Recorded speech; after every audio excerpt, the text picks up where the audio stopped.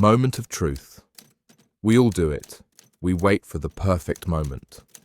But here's the truth. It's never coming. You're not stuck because of your potential. You're stuck because of your hesitation. Stop doubting and start doing. Unlock your potential. Set and crush your life goals. Written by Titus L. Grayson, published by Listen, Grow, Sleep. Introduction. The power of a single decision. The power of a single decision. Alright, let's talk about something that could change everything for you. Have you ever wondered why some people hit their wildest dreams, while others, who are just as talented, just as smart, just as capable, end up, well, stuck? Just living instead of thriving? Here's a little secret. It's not talent. It's not luck. It's not even the amount of hours you put in. Nope. The difference is a single decision. Yeah, you heard me right. One decision. It's the choice to stop living by default, just going with the flow, letting life happen to you, and start living by design. Right now, you're at a crossroads. You could keep going down the same road, same habits, same frustrations, same one-day talk, same watching other people live the life you know you could have. Or you could make the decision to flip the switch, to say, I'm in control now. The difference between those two paths? Just one decision. One decision to stop making excuses and start making progress. One decision to wake up and realize the potential you've been sitting on this whole time. Did you know that less than 3% of people have their goals written down? 3%. And out of those 3, less than 1% actually look at their goals consistently. Is it any surprise that this tiny group holds more wealth than the bottom 90% combined? Yeah, it's that simple. Now here's the part where it gets real. When you finish listening to this, you won't just have a bunch of feel-good, manifest your dreams fluff. Nah. This isn't about sitting on the couch hoping for a miracle. This is about action. Strategic, calculated, hard-hitting action. You'll learn how to set goals that light a fire in your belly. You'll learn how to make plans that make your success practically guaranteed. You'll develop the mindset that makes achievement feel like it's just the next step. But before we go any further, I have to ask you one thing. Are you ready to make that one decision? The one that could change your whole life? Are you ready to unlock the potential you've been keeping locked up for way too long? If your answer is yes, then let's get started. Chapter 1. The Goal. Illusion. Why most people never achieve what they want. Have you ever set a New Year's resolution only to abandon it by February? You're not alone. Studies show that 92% of resolutions fail. 92%. But here's what's interesting. It's not because people don't want to change. It's because they're caught in what I call the goal illusion.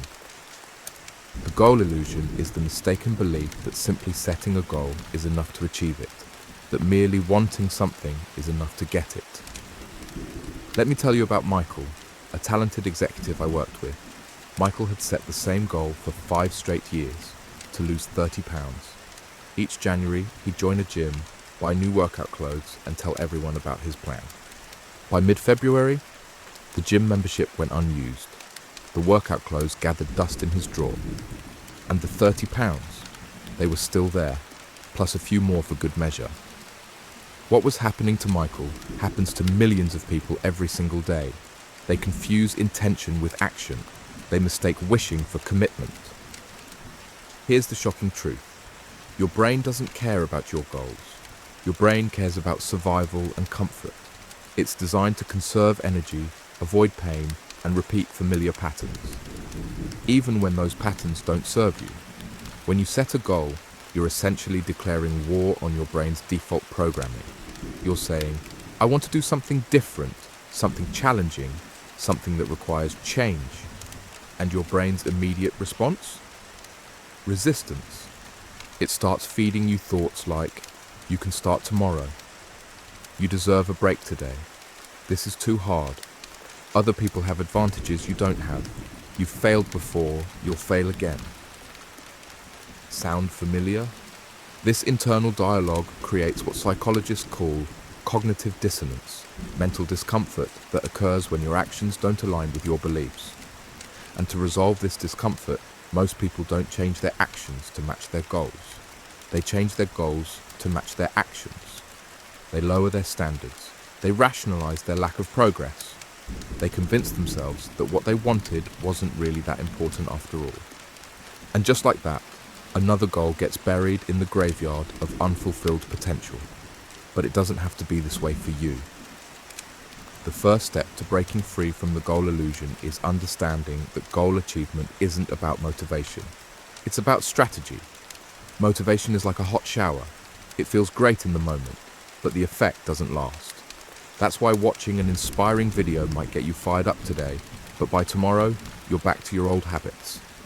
What you need instead is a system, a strategic approach that works with your brain's wiring rather than against it. In the coming chapters, I'll show you exactly how to create that system. But first, let's address another critical reason most goals fail. They're set incorrectly in the first place. Most people set what I call fantasy goals rather than strategic goals. A fantasy goal sounds something like this. I want to be rich. I want to lose weight. I want to be happy. These aren't real goals. They're vague wishes. They have no specificity, no timeline, no clear path to achievement. A strategic goal, by contrast, is specific, measurable, achievable, relevant, and time-bound. You might recognize this as the SMART goal framework, but I'm going to teach you how to take it even further. A strategic goal also includes your motivation, why this matters deeply to you, potential obstacles, what might get in your way, and contingency plans.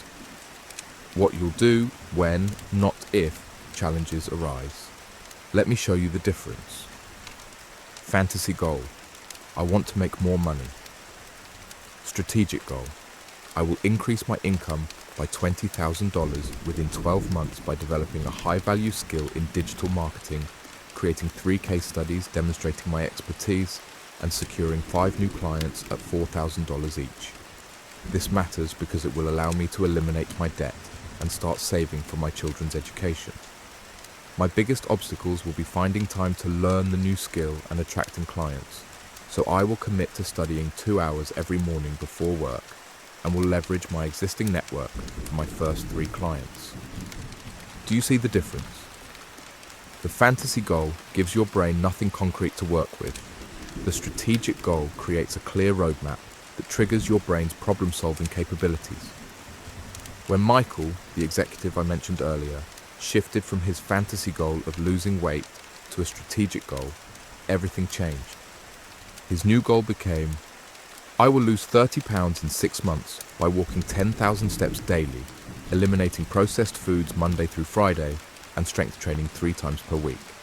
This matters because my father died of a heart attack at age 50, and I want to be healthy for my kids. My biggest obstacle will be my travel schedule, so I will book hotels with gyms, pack healthy snacks for trips, and schedule workouts in my calendar like client meetings. Within 6 months, Michael had lost not 30, but 37 pounds. And more importantly, he had established sustainable habits that kept it off. The lesson? The way you set your goals determines whether you'll achieve them. In the next chapter, I'll show you the exact process for transforming vague wishes into strategic goals that practically achieve themselves. But before we move on, I want you to understand something crucial. Goal achievement isn't about being perfect. It's about being strategic. It's not about never failing. It's about failing forward, learning from each setback and adjusting your approach. And most importantly, it's not about reaching the destination. It's about who you become on the journey. Because at the end of the day, the greatest reward of achieving your goals isn't what you get. It's who you become in the process.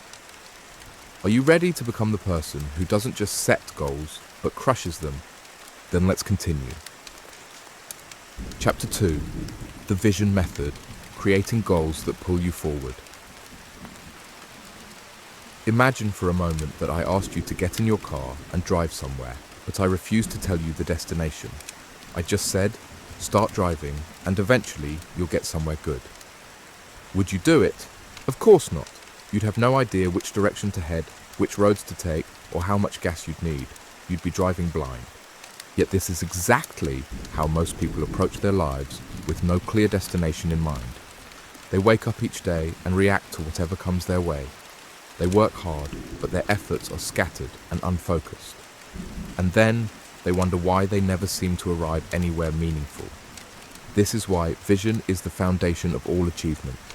Without a compelling vision of where you're going, you'll never get there, no matter how hard you work. But here's the problem.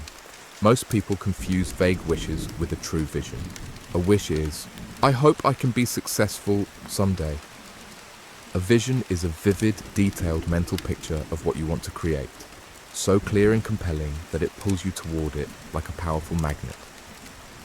Let me share a personal story that illustrates this difference. When I was 27 years old, I was working a corporate job I hated, $42,000 in debt, and living in a cramped one-bedroom apartment. I had vague wishes about being successful and having more freedom, but nothing concrete. Then one evening, something changed. I was stuck in bumper-to-bumper traffic after another soul-crushing day at the office when I decided I'd had enough. I pulled over into a parking lot, took out a notebook, and did something I'd never done before. I created a detailed vision of what I wanted my life to look like in 5 years. I wrote about the kind of work I would do, coaching and speaking, that lit me up with purpose and passion. I described the beautiful home by the water where I would live. I detailed the freedom to travel whenever I wanted. I wrote about being debt-free and financially abundant. But I didn't stop there. I described how I would feel waking up each morning with excitement rather than dread.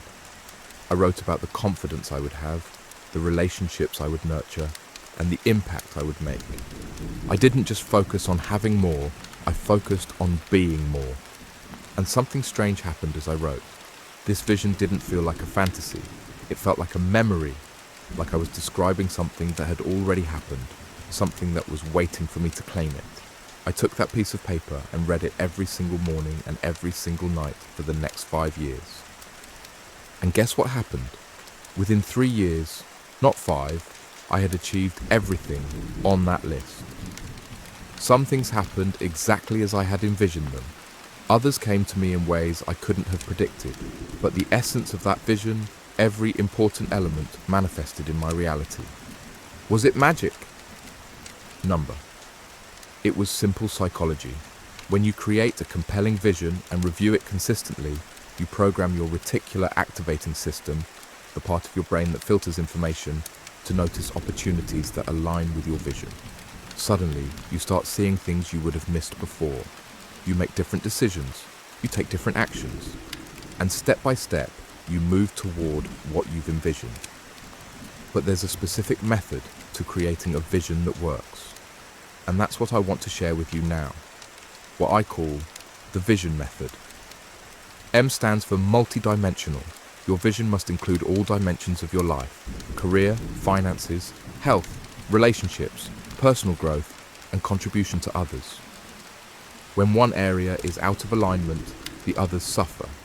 True success is holistic. E stands for emotional. Your vision must evoke strong feelings. It's not enough to say, I want a successful business. You need to feel the pride, the joy, the satisfaction that comes with building something meaningful. Emotions are the fuel that powers achievement. T stands for tangible. Your vision must include specific, concrete details that you can see, hear, touch, and feel. Don't say, I want to be wealthy. Say, I have $2 million in investments generating $150,000 in passive income annually, allowing me to live in my beachfront home with no financial stress. H stands for habitual. Your vision must become part of your daily routine. It's not enough to write it once and file it away. You must connect with it daily to keep it alive in your consciousness. O stands for others inclusive. Your vision should include how your success will positively impact others, your family, your community, the world. When your goals transcend self-interest, you tap into a deeper source of motivation. D stands for dated. Your vision must include specific timeframes. When will you achieve each element? Without deadlines, goals remain dreams. With deadlines, they become commitments. Now let me show you how this works in practice. Here's what a partial vision statement might look like using the method framework. By December 31st, 2025, I have built a consulting business that generates $30,000 in monthly revenue while requiring only 25 hours of my time per week. Each morning, I wake up in my sun-filled home overlooking the mountains, feeling energized and purposeful. My spouse and I have a deeply connected relationship, spending quality time together every evening and taking quarterly vacations to explore new cultures. My body is strong and vibrant. I can easily hike for hours, and my annual physical shows all markers in optimal ranges. Through my business, I've helped 500 small business owners increase their impact and income, allowing them to better serve their families and communities. When I look in the mirror, I see someone who has become the person I always knew I could be. Notice how specific this is. It's not a vague wish. It's a detailed blueprint that engages all your senses and emotions. Creating your vision is the first step, but for it to truly transform your life, you must make it part of your daily reality. I recommend these 3 practices. First, visualization. Spend 5 minutes each morning and evening in focused visualization, seeing and feeling your vision as if it's already your reality. Studies show that the brain doesn't distinguish between a vividly imagined experience and a real one. Both create neural pathways that support your goals. Second, environmental cues. Create visual reminders of your vision in your physical environment. Vision boards, desktop wallpapers, phone backgrounds, sticky notes on your mirror. These constant reminders keep your vision at the forefront of your consciousness. Third, accountability sharing. Share your vision with at least one person who believes in you and will hold you accountable. When we declare our intentions publicly, we're much more likely to follow through. Let's talk about a common objection I hear. But what if my vision changes? That's not just okay, it's expected. As you grow and evolve, your vision will too. That's why I recommend revisiting and refining your vision quarterly. The goal isn't rigidity, it's clarity and intentionality. Another question people often ask is, what if my vision seems unrealistic? What if it feels too big? My answer, if your vision doesn't scare you a little, it's probably not big enough. Your vision should exist at the edge of your belief, challenging enough to stretch you, but not so far beyond your belief system that you dismiss it as impossible. Remember, the purpose of a vision isn't to predict the future with perfect accuracy. It's to give your brain a target to move toward, to provide direction for your daily decisions and actions. Without this clarity, you're like a ship without a destination. You might be moving, but you're not going anywhere meaningful. So before we move to the next chapter, I want you to commit to creating your vision method statement. Set aside at least 2 hours of uninterrupted time this week. Find a quiet space, eliminate distractions, and allow yourself to dream beyond your current limitations. Ask yourself, if I had no constraints, no financial limitations, no fear of judgment, no past conditioning, what would I create with my one precious life? The answer to that question is the first step toward unlocking your extraordinary potential. In the next chapter, we'll translate your vision into strategic goals and create a system that makes achievement nearly automatic. But remember, everything begins with a clear, compelling vision.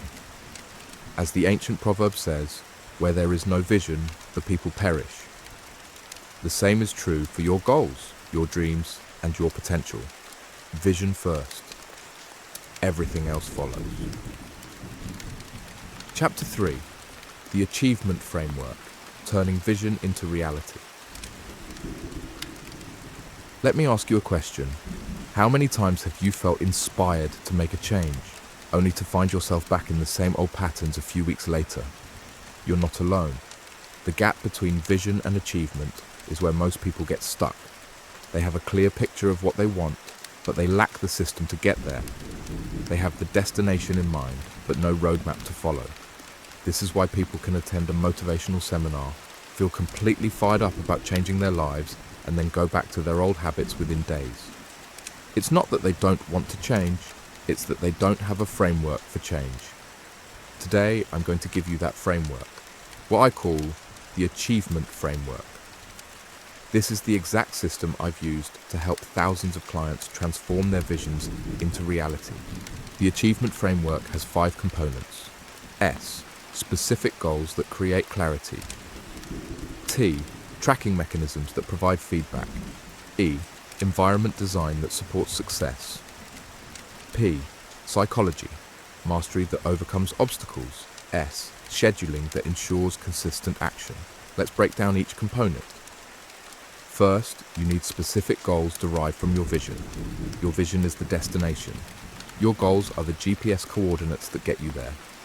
For each dimension of your vision, career, finances, health, relationships, personal growth, and contribution, I want you to create 1 to 3 specific goals that represent meaningful progress toward your vision.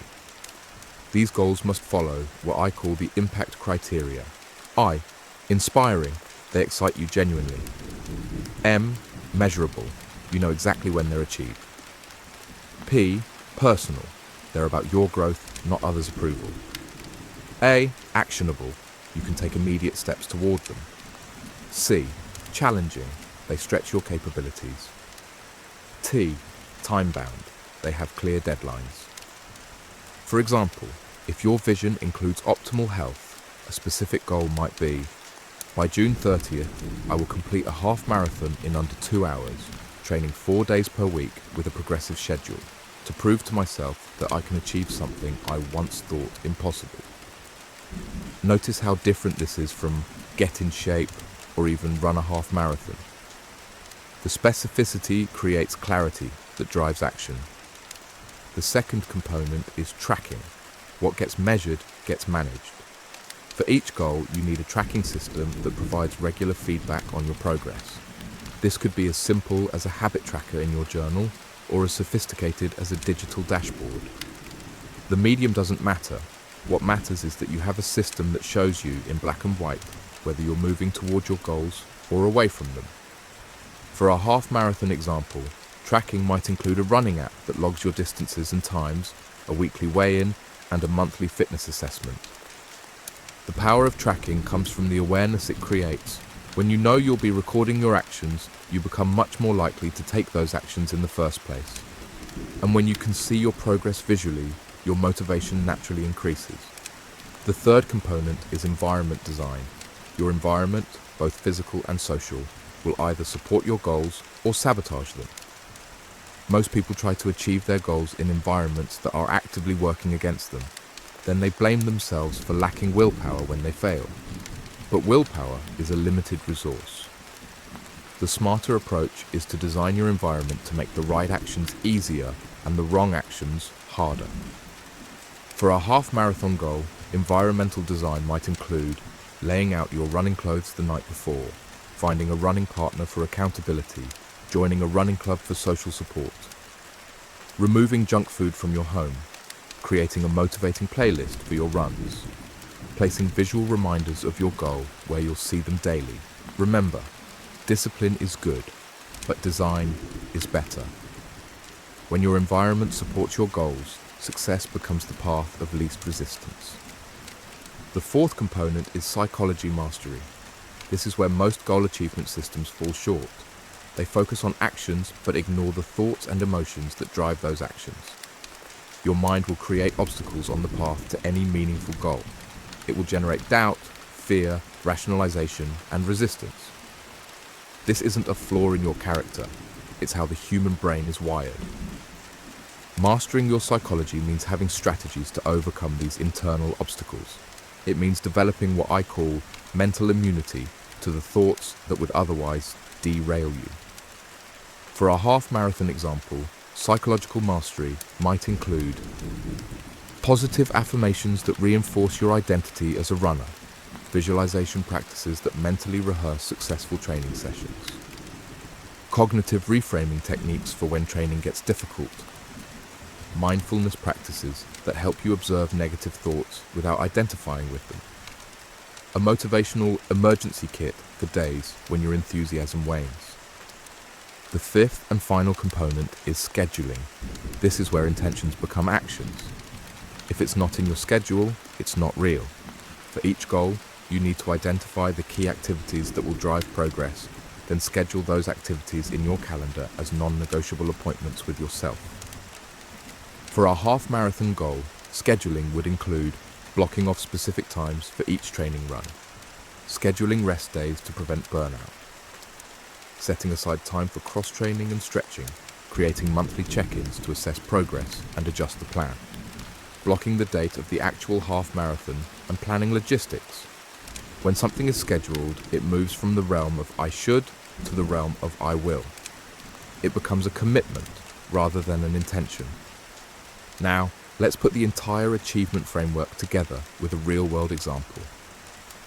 Meet Sarah, a client of mine who had a vision of becoming a successful entrepreneur. She was stuck in a corporate job she hated, but she had a passion for sustainable fashion and a dream of launching her own eco-friendly clothing line.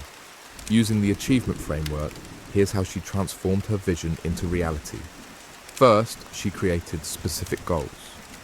By December 31st, I will launch an online store featuring my first collection of 10 sustainable clothing pieces, with all manufacturing partners meeting ethical standards, generating $5,000 in first month sales.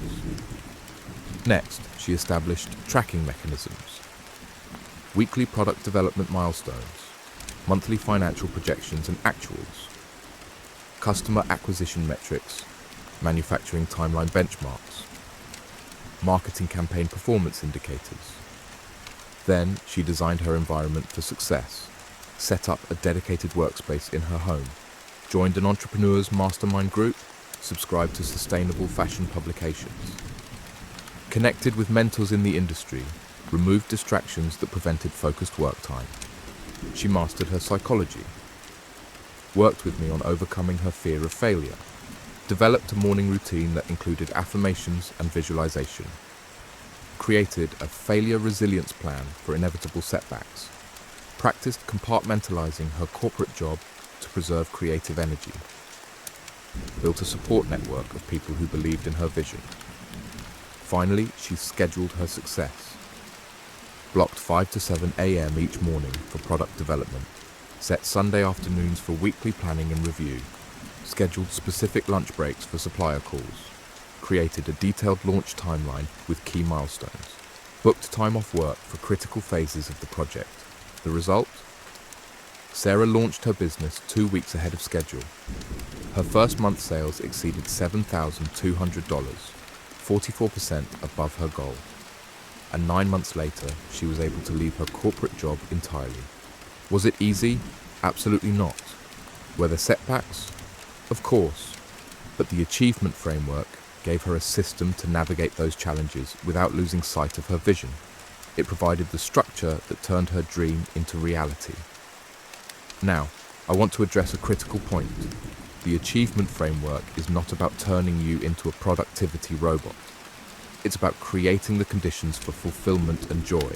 When you achieve meaningful goals aligned with your authentic vision, you experience what psychologists call flow, that state of engaged happiness where you're using your gifts in service of something that matters. That's why this framework isn't just about getting more done. It's about getting the right things done, the things that move you toward your vision of a life that excites and fulfills you. Before we move on, I want to share one more crucial element of the achievement framework, the weekly achievement protocol. This is a 30-minute routine you'll conduct every Sunday to maintain momentum and make adjustments as needed. Here's the protocol. Review your vision statement. 5 minutes. Assess progress on each goal using your tracking systems. 5 minutes. Celebrate wins, no matter how small. 5 minutes. Identify obstacles and adjust strategies as needed. 5 minutes. Schedule all key activities for the coming week. 10 minutes. This simple weekly practice keeps your vision alive, your goals on track, and your momentum building. It's the maintenance that ensures your achievement framework continues to serve you week after week, month after month. In the next chapter, we'll tackle the most challenging aspect of goal achievement: mindset. You'll learn how to overcome the limiting beliefs and mental barriers that have kept you from achieving your full potential in the past. But before we move on, I want you to take action on what you've learned today. The achievement framework only works if you implement it. Set aside 2 hours this week to design your own framework. Create specific goals derived from your vision. Establish tracking mechanisms for each goal. Design your environment for success. Develop strategies for mastering your psychology. Schedule the key activities that will drive progress. Remember, success is never accidental. It's the result of a vision made clear, goals made specific, and actions made consistent. Your potential is waiting to be unlocked. The achievement framework is the key. Chapter 4. The Mindset Mastery. Overcoming mental barriers to success. You know what's fascinating about human potential? Most people live their entire lives using only a fraction of what they're capable of. They're like high-performance sports cars driving at 30 miles per hour, never discovering what happens when they hit the accelerator. Why? Because of what's happening between their ears. I've worked with thousands of people over the past 2 decades, and I've discovered something remarkable. The primary barrier to achievement isn't external circumstances, it's internal programming. It's not what's happening to you, it's what's happening in you. I call this the mindset gap, the distance between what you're capable of and what your current mindset allows you to achieve. Let me share a story that illustrates this perfectly. Jason was a talented software engineer who came to me frustrated with his career. Despite his exceptional skills, he remained stuck in a mid-level position while watching less talented colleagues get promoted ahead of him. I don't understand it, he told me. I work harder than they do. My technical skills are better, but somehow they keep moving up while I stay put. As we worked together, a pattern emerged. Every time an opportunity for advancement appeared, Jason found a reason not to pursue it. I'm not ready yet. I need more experience. Someone else would be better at that. I don't want to risk failing. The problem wasn't Jason's abilities, it was his mindset. Specifically, he was operating from what psychologist Carol Dweck calls a fixed mindset, rather than a growth mindset. In a fixed mindset, you believe your qualities are carved in stone. You have a certain amount of intelligence, a certain personality, and a certain moral character. And these can't change in any meaningful way. In a growth mindset, you believe that your basic qualities are things you can cultivate through effort. Everyone can change and grow through application and experience. Jason's fixed mindset had him convinced that if he tried for a promotion and failed, it would prove he wasn't smart enough, that he had reached the limits of his abilities. So he protected himself by not trying at all. This is just one example of how mindset creates invisible barriers to success. There are 4 primary mindset barriers I see most often. The limitation. Mindset. I can't because. The scarcity. Mindset. There's not enough to go around. The victim. Mindset. Life happens to me, not through me. The perfection. Mindset. If it's not perfect, it's a failure. These mindsets create a ceiling on what you believe is possible, and then your actions automatically align with those beliefs. The good news? Mindsets can be changed. Your brain has a quality called neuroplasticity, the ability to form new neural pathways throughout your life. You can literally rewire your brain for success. How? Through what I call mindset mastery, a systematic approach to identifying and upgrading the thought patterns that have been holding you back. The process has 4 steps. Step 1, awareness. You can't change what you don't notice. The first step is becoming conscious of your limiting beliefs and the situations that trigger them. For Jason, we created a thought log where he recorded his automatic thoughts whenever he encountered a potential opportunity. He was shocked to discover how often his first thought was, "I'm not good enough for that." Step 2, analysis. Once you've identified a limiting belief, examine it objectively. Is it based on fact or assumption? What evidence supports or contradicts it? What would happen if you believed the opposite? Jason realized his belief about not being ready wasn't based on his actual skills, but on an arbitrary standard of perfection he'd created, one that no one else expected him to meet. Step 3. Alternative. Create a new, empowering belief to replace the limiting one. This isn't about positive thinking or affirmations that you don't believe. It's about finding a perspective that's both empowering and believable. Jason's alternative belief became, I learn through challenges, and each new opportunity helps me grow, regardless of the outcome. Step 4. Activation. Reinforce the new belief through consistent action. Your brain believes what you repeatedly do, not what you say you believe. Jason committed to applying for at least one stretch opportunity each month, regardless of whether he felt ready. Within 6 months, he'd secured a promotion to senior architect, a position he wouldn't have even considered before our work together. Now let's apply this mindset mastery process to each of the 4 common barriers.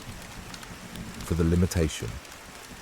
Mindset, the key question is, what if my perceived limitations don't actually exist? Consider Roger Bannister, who broke the 4-minute mile in 1954 when experts insisted it was physically impossible. Within just 1 year after Bannister's achievement, 37 other runners also broke the 4-minute barrier. The limitation wasn't physical, it was mental. What 4-minute miles exist in your life? What arbitrary limitations have you accepted as truth? For the scarcity mindset, the key question is, what if abundance, not scarcity, is the true nature of reality? Look at opportunities, knowledge, and even money. Are these finite resources that can only be distributed or expandable resources that can be created? When you operate from abundance, you focus on creating and contributing, rather than competing and hoarding. This paradoxically leads to greater success, because collaboration becomes possible where competition once dominated. For the victim mindset, the key question is, what if I'm the author of my life story, not just a character in it? This mindset shift is about moving from external to internal locus of control, from believing that life happens to you to believing that life happens through you. Even in circumstances you can't control, you always maintain control of your response. And that response determines your experience and outcomes far more than the circumstances themselves. For the perfection mindset, the key question is, what if progress, not perfection, is the path to excellence? Perfectionism isn't about high standards, it's about fear. Fear of judgment, fear of inadequacy, fear of vulnerability. The alternative is excellence, the commitment to doing your best while accepting that your best will constantly evolve as you learn and grow. Now, I want to share 3 powerful techniques for reinforcing these mindset shifts in your daily life. First, identity affirmations. These are statements that reinforce who you're becoming, not just what you're achieving. They focus on your identity, not just your actions. Instead of, I will work hard, try, I am someone who embraces challenges. Instead of, I will network more, try, I am a connector of people and ideas. Instead of, I will eat healthier, try, I am someone who treats my body with respect. When your actions align with your identity, they become automatic rather than forced. Second, strategic visualization. This isn't just about visualizing your goals, though that's important. It's about visualizing yourself overcoming the obstacles that will inevitably arise. Studies show that people who mentally rehearse both their success and the challenges they'll face are significantly more likely to achieve their goals than those who only visualize positive outcomes. Spend 5 minutes each morning visualizing yourself implementing your plan, facing challenges, and responding effectively. This mental rehearsal helps you respond more effectively when real challenges arise. Third, environment construction. Your physical and social environment powerfully shapes your mindset. Deliberately construct an environment that reinforces your new beliefs. This includes the content you consume, books, podcasts, social media, the people you spend time with, the physical spaces you inhabit, the routines that structure your day. Jason transformed his environment by joining a mastermind group of ambitious engineers, reading biographies of people who had overcome similar challenges, and creating a morning routine that reinforced his growth mindset. One word of caution: mindset work isn't a one-time event. It's an ongoing practice. Your old thought patterns have been reinforced for years, perhaps decades. Changing them requires consistent attention and reinforcement. That's why I recommend a daily mindset moment, just 5 minutes each morning to review your empowering beliefs, visualize overcoming challenges, and set your intentions for the day. Over time, these new thought patterns become your default. What once required conscious effort becomes automatic, and the ceiling on your potential is lifted. Let me share one final insight about mindset that most people miss. Your mindset doesn't just affect your internal experience, it affects how others perceive and respond to you. When Jason shifted from a fixed to a growth mindset, something interesting happened. His colleagues and supervisors began to see him differently. They commented on his increased confidence and leadership presence, even though the only thing that had changed was his internal dialogue. This is because your mindset creates subtle signals in your communication, body language, and behavior that others unconsciously detect and respond to. Change your mindset, and you literally change how the world responds to you. Now, I know what some of you might be thinking. This all sounds great, but my negative thoughts feel so true. How can I believe something different when my experiences seem to confirm my limitations? This is a powerful question, and it leads us to a crucial distinction. Your thoughts are not facts. They are interpretations of facts. The fact might be, I didn't get the promotion. The interpretation might be, I'm not good enough. But the same fact could be interpreted as, that position wasn't the right fit for my growth path, or I need to develop specific skills to prepare for the next opportunity. Different interpretations lead to different emotions and actions, which create different results. As you practice mindset mastery, you'll develop the ability to separate facts from interpretations and consciously choose interpretations that empower rather than limit you. In the next chapter, we'll explore the momentum method, how to create unstoppable forward progress toward your goals, even when motivation fades or obstacles arise. But before we move on, I want you to take one immediate action. Identify one limiting belief that has been holding you back and apply the 4-step mindset mastery process to transform it. Remember, your potential isn't determined by your past, your circumstances, or even your current abilities. It's determined by the mindset through which you view yourself and the world. Change your mindset, change your life. It really is that simple and that profound. Chapter 5. The Legacy Decision. Transform your life and impact generations. Have you ever wondered what your life will mean when it's all said and done? When you take your final breath, what mark will you have left on this world? What lives will you have touched? What problems will you have solved? This isn't just philosophical musing. This is the most important question you'll ever answer. You see, we've covered a lot in this audiobook. We've dismantled the goal illusion that keeps most people trapped in mediocrity. We've built your personal vision method to create compelling targets that pull you forward. We've constructed your achievement framework to turn vision into reality. And we've mastered the mindset barriers that would otherwise hold you back. But all of this, every strategy, every technique, every insight, means nothing without this final piece: the legacy decision. Let me tell you about Thomas, a successful executive who came to me after suffering a major heart attack at 42. As he lay in that hospital bed, watching his wife crying beside him and thinking about his 3 children who almost lost their father, he had a terrifying realization. I've been climbing the corporate ladder for 20 years, he told me, but I suddenly realized it was leaning against the wrong wall. He had achieved everything society told him meant success: the corner office, the luxury car, the impressive title. But facing his mortality made him ask, what is it all for? What legacy am I creating? That question changed everything for Thomas. It will change everything for you too. Because here's the shocking truth. Most people never realize until it's too late. Achievement without purpose is empty. Success without significance is hollow. Accumulation without contribution is meaningless. The richest person on their deathbed has never said, "I wish I had made more money." They say, "I wish I had loved more. I wish I had risked more. I wish I had made more difference." This is why the legacy decision is so powerful.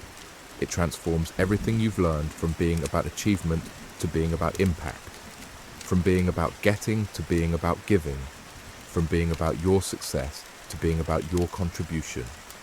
And here's what's fascinating. When you make this shift, your success actually accelerates.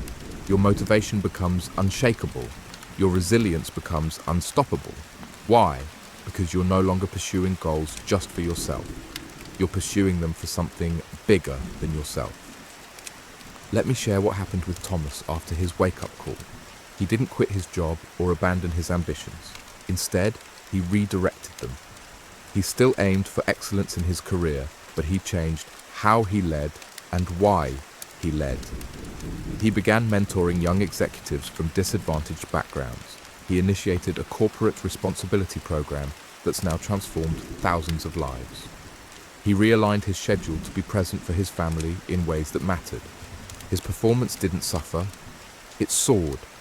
His leadership didn't diminish, it deepened. His impact didn't decrease, it multiplied. All because he made the legacy decision. So what exactly is this decision? It's the conscious choice to live your life in service of something that will outlast you. It's asking yourself, how will the world be better because I lived in it? This isn't about becoming famous or having buildings named after you. It's about touching lives, solving problems, advancing causes, and creating value that continues after you're gone. Your legacy might be the children you raise, the business you build, the art you create, the cause you champion, or the lives you transform through your example. The specific form doesn't matter. What matters is that you consciously choose it rather than leaving it to chance. Let me show you the exact process for making your legacy decision and integrating it into everything you've learned so far. First, complete what I call the eulogy exercise. Imagine you're at your own funeral, listening to what people say about you. What would you want them to say about the kind of person you were, the work you did in the world, the impact you had on others, the values you lived by, the problems you helped solve, the difference you made? Write this eulogy in specific, vivid detail. This isn't morbid, it's clarifying. It helps you see what truly matters to you beyond the noise of day-to-day life. Next, identify your legacy vehicles, the specific means through which you'll create your lasting impact. These might include your family, how you parent, what values you instill, your work, the products, services, or art you create, your giving, causes you support financially or with your time, your example, how you live and what you stand for, your teachings, wisdom you share through writing, speaking, or mentoring. For each vehicle, define one specific legacy goal that would move the needle significantly. For example, I will raise children who are compassionate leaders, evidenced by their service to others and ability to make difficult ethical choices. I will build a business that transforms how healthcare is delivered to underserved communities, improving access for at least 100,000 people. I will mentor 100 young entrepreneurs from disadvantaged backgrounds, helping them break cycles of poverty in their communities. Notice how these legacy goals connect to the achievement framework we discussed earlier. They're specific, measurable, and deeply meaningful, but they go beyond personal achievement to focus on lasting impact. Now comes the most important part, integration. You must weave your legacy decision into the daily fabric of your life. This happens at 3 levels. Daily. Create a legacy minute practice, 60 seconds each morning to connect with your legacy vision before the day's demands take over. Weekly. During your weekly achievement protocol, ask, how did my actions this week contribute to my legacy? How will they next week? Quarterly. Conduct a deeper legacy review, assessing your progress and making adjustments as needed. Let me tell you about Sophia, a talented artist who struggled for years with inconsistent motivation. Some days she'd create brilliant work. Other days, she couldn't bring herself to enter her studio. When we did the eulogy exercise, she realized that what mattered most to her wasn't fame or fortune. It was using her art to heal trauma survivors. She had survived childhood abuse, and art had been her salvation, but she'd never consciously connected her personal experience to her purpose. Once she made her legacy decision to create art that gave voice to trauma survivors and facilitated healing, everything changed. Her motivation became consistent. Her artistic voice grew more authentic. Her work gained depth and resonance. Within 2 years, her paintings were being used in trauma recovery programs across the country. She wasn't just creating art, she was creating healing. She wasn't just building a career, she was building a legacy. And here's what's fascinating. Her commercial success exploded as well. Not because she chased it, but because she chased something more meaningful. The market responded to the authenticity and purpose in her work. This pattern repeats with almost every client I've worked with. When they make the legacy decision, their success doesn't diminish. It amplifies. Their achievement doesn't decrease, it deepens. Why? Because legacy thinking solves the biggest hidden barrier to achievement: sustainability. Most people can muster motivation for short-term goals. They can push through obstacles for a while. But sustained excellence over decades, that requires a different fuel source. Legacy is that fuel. It provides motivation that doesn't depend on mood, circumstances, or immediate rewards. It creates resilience that doesn't break under pressure. It fosters discipline that doesn't require willpower. When your goals are connected to a legacy that matters deeply to you, consistency becomes automatic rather than forced. Now, I want to address a common misconception. Legacy thinking isn't just for the later stages of life. It's most powerful when embraced early. Imagine 2 people with identical talents and opportunities. One spends 40 years pursuing success and then tries to create meaning. The other integrates meaning into their pursuit of success from day one. Who do you think creates more impact? Who leads a more fulfilled life? Who leaves the world better than they found it? The answer is obvious. That's why I'm challenging you right now to make your legacy decision. Don't wait until a health scare, a midlife crisis, or retirement forces you to confront these questions. Make the decision now, while you have the maximum runway to align your talents, energy, and resources with what truly matters. Remember Thomas, the executive I mentioned earlier? After his heart attack, he told me something profound. I don't regret the heart attack, Les. I regret that it took a heart attack to wake me up. Don't wait for your wake-up call. Choose your legacy consciously, intentionally, today. As we conclude this audiobook, I want to leave you with a final truth, one that has transformed my own life and the lives of thousands I've worked with. Your life has a purpose greater than personal success. Your talents exist for more than personal gain. Your time on this earth is an opportunity to create impact that outlasts you. When you align your goals with this greater purpose, when you make the legacy decision, you unlock not just your potential for achievement, but your potential for significance. And significance is what we're truly hungry for. Not just to succeed, but to matter. Not just to accumulate, but to contribute. Not just to win, but to make a difference. I believe this is why you were drawn to this audiobook in the first place. Not just to learn how to set and crush goals, but to ensure those goals lead to a life of meaning and impact. So as you close this chapter and begin writing the next chapter of your life, I challenge you to make the most important decision you'll ever make, the legacy decision. Decide today what mark you'll leave on this world. Decide today how lives will be better because you live. Decide today what problems you'll solve, what causes you'll advance, what value you'll create that continues after you're gone.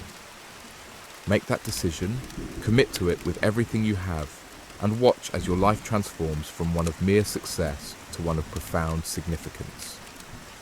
Your potential is waiting to be unlocked. Your legacy is waiting to be created. The decision is yours, and the time is now.